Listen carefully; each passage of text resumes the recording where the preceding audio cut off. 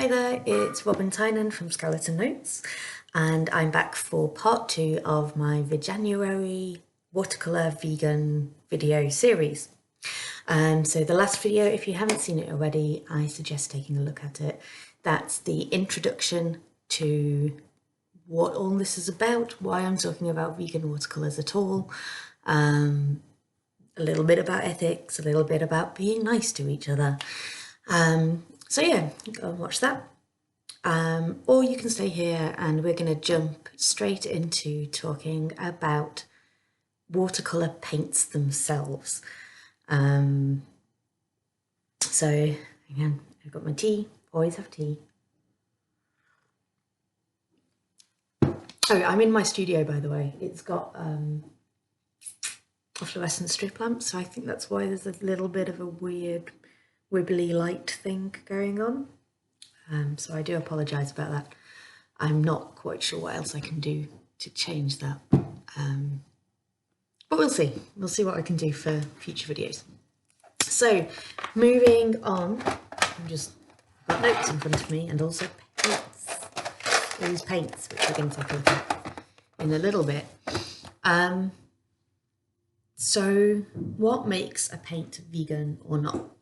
Now, usually when I talk to people and we talk about vegan watercolours, the first thing they think about is paint. And the first thing they think about there is there's pigments that come from animals. Now, in actuality, that's really uncommon. The one most people tend to think about is cochineal, which we all know from food dye, I think, from food colouring, and it was sometimes used in fabric dye industry. Even in those areas, it's not used as much these days. Cochineal was traditionally used as a paint pigment, but we're talking several centuries ago, where it was sometimes called carmine as well. Excuse me. But it was difficult to use, didn't produce a very consistent colour and wasn't very light fast. So once synthetic or other chemical compounds of carmine became available, that took over, and the use of actual cochineal in watercolour paints is very, very rare. You will occasionally find an independent paint maker who will use it, and that's particularly if they're making historic paints, using very traditional old methods from specific time periods. So if you ever do see paints which are labelled carmine, it's either a synthetic blend or it's sometimes it will have the word hue. It will be called carmine hue. And all that means is that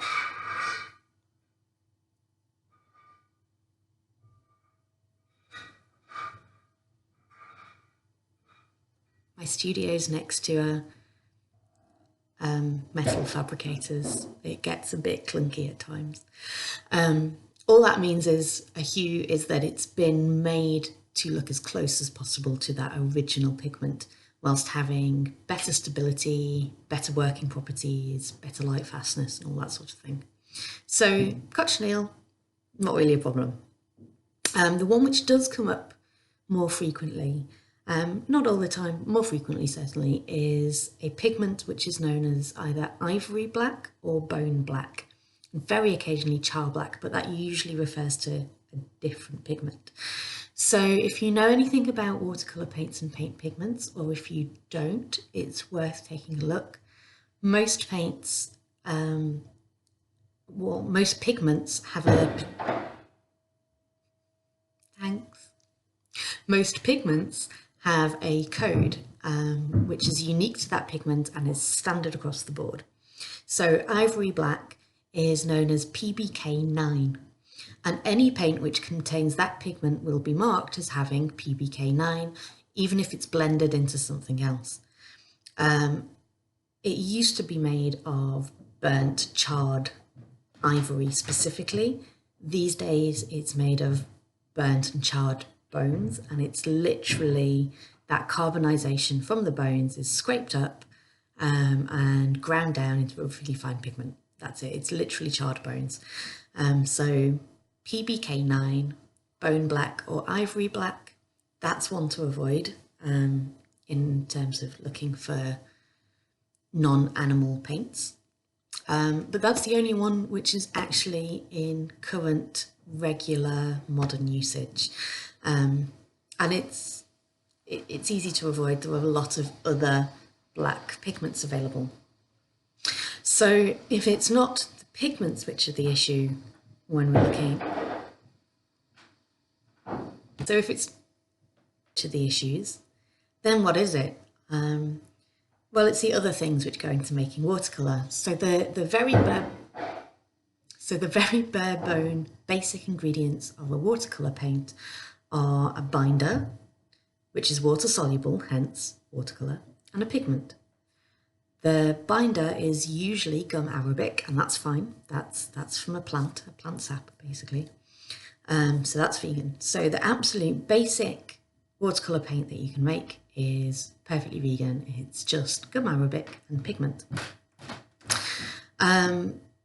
The thing is, in order to make paints which are easy to use, which flow nicely on the paper, which you can keep around for, you know, in a tube or in a pot or in a pan, you need to start adding a few other ingredients. They're still all water soluble, it's still a watercolour paint, but you do need other things in there. So there's other things which are added, and the two main ingredients which cause issues as far as vegan and vegetarian in one case are ox gall and honey. So ox gall, this is the one which isn't really suitable for vegetarians if you're a vegetarian who's concerned about non-dietary animal ingredients. Ox gall is literally the goo, the gall, the bile, that's the word, the bile, which has been scraped out of the gallbladder of a cow. Used to be oxen, now it's cows. So it's clear why that's not vegan. That is very clearly an animal product. Why is it in watercolour at all? It sounds gross, but you know, it's got a use. People obviously use it. They've been using it for centuries for this. So it's used as what's called a wetting agent or a dispersant. It helps the pigment to blend evenly in the mixture. So if you think pigments are very, very fine powders, and then you've got this thick gum arabic solution, making sure all those pigments are dispersed evenly, so you get a very even application of colour and you get a very even spread of the colour. Some pigments need an extra helping hand just because of their chemical properties, and therefore you use something like ox gall. If you want to get into the chemistry of it, it's to do with things which are hydrophobic and bile not being water-based. It acts as a surfactant. There's chemistry there. You can look it up, it's cool. But that's what it is. So it means that as well as spreading more evenly within the binder when it's in a solution, it also means when you've added more water to it and you've put it down on the page, it moves smoothly and evenly across your paper. And that's a really important quality to a lot of painters. So you might hear artists talking about the flow of watercolour, which can be a beautiful thing. Some of them are known for having real big flow, where you put a tiny drop of the paint on an already wet page and it just disperses and spreads out across the page. And sometimes that's great, and sometimes that's a real nuisance.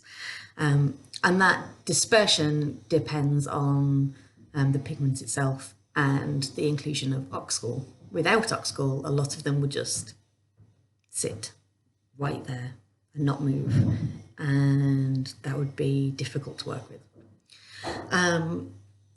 So it's still used an awful lot. It's very common in a lot of manufactured watercolour paints. It's very common in a lot of handmade watercolour paints still. It's very common in a lot of pre-mixed watercolour binder if you're ever making your own. However, Synthetic versions are now available, and they are being increasingly used by large manufacturers, and you can buy the synthetic versions in bottles to add if you're making your own paints. So you can find them. You don't need to have paint with oxgall in, but oxgall or some sort of synthetic oxgall does make your painting a more pleasurable experience, or easier, or more traditional. It depends what you like. The second ingredient I mentioned is honey. Now, I absolutely know the second a vegan mentions honey, certain parts of the internet explode and want to tell you how bad you are for not eating honey. Shut up. This is not the place. Not the place. This is not the place for a debate about the ethics of eating honey or not eating honey.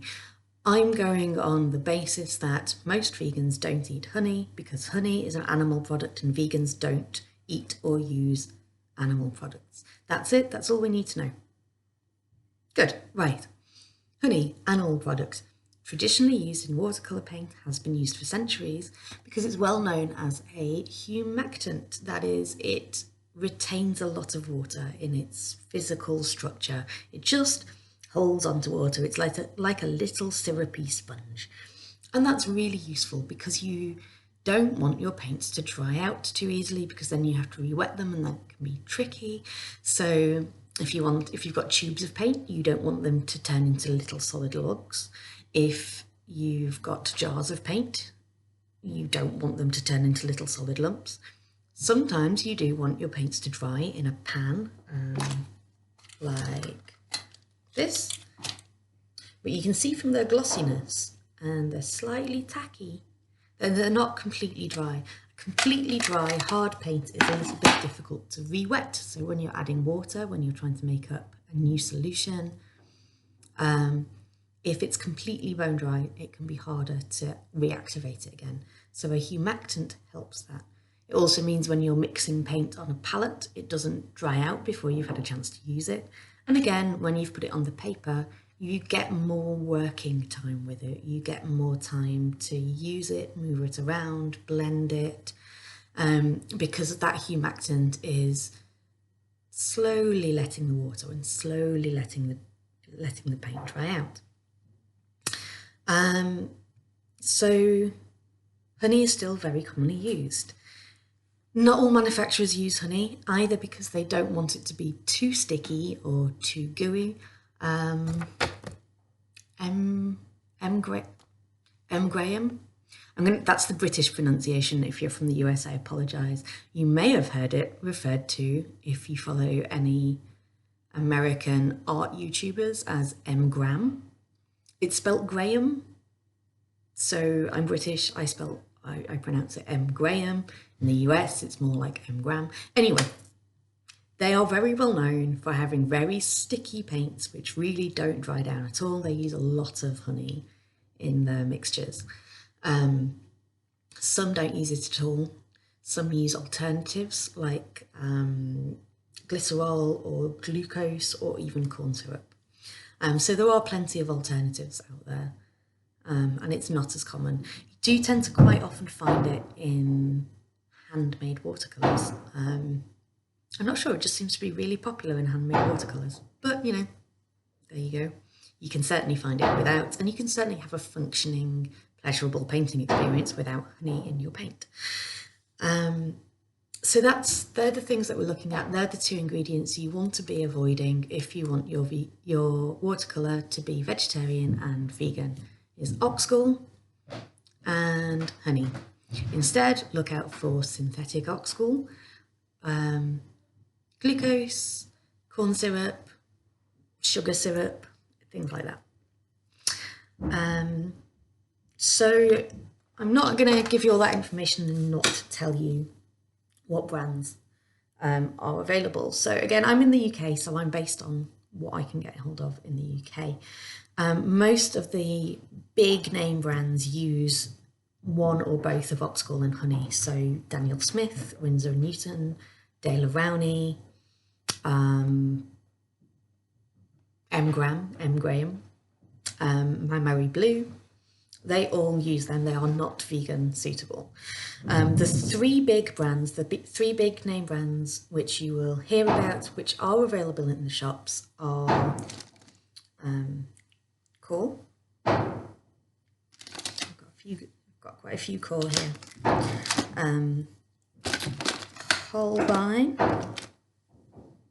These are Holbein paints.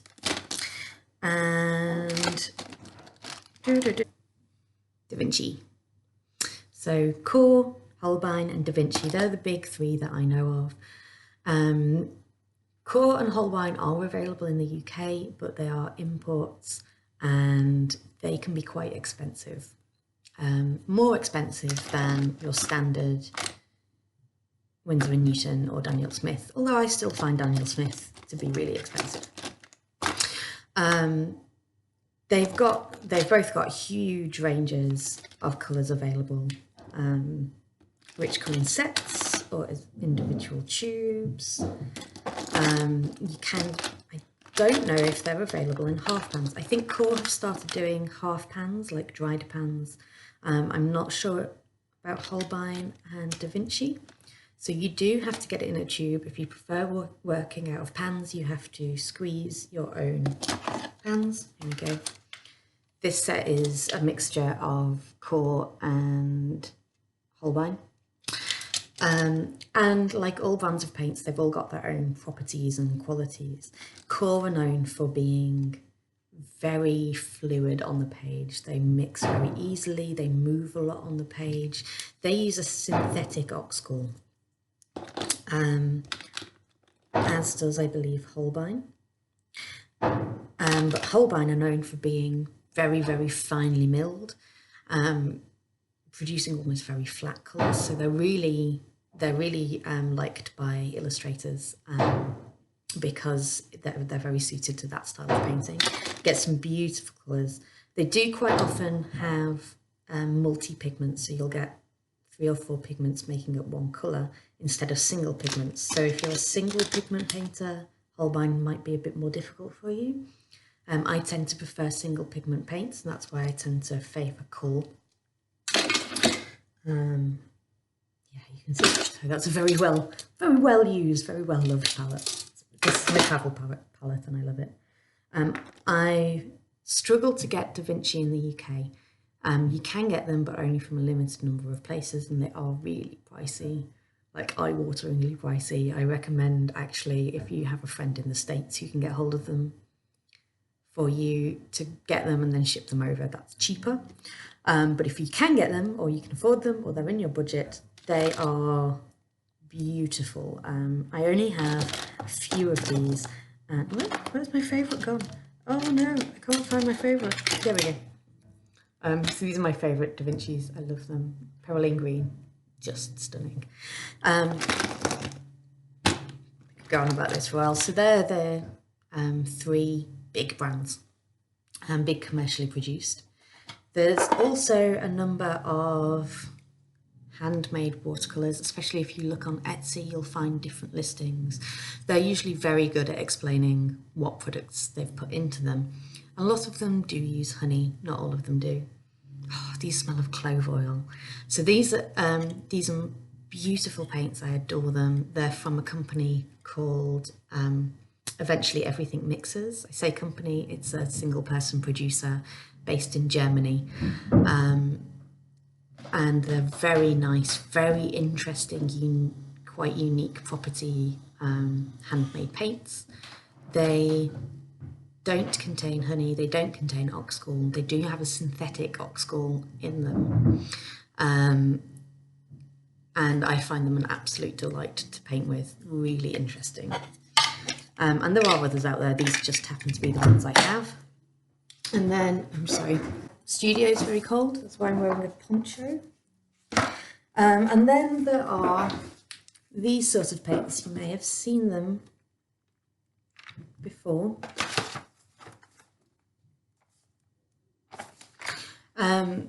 Which are Gansai. So these are the brand Kuretake Gansai.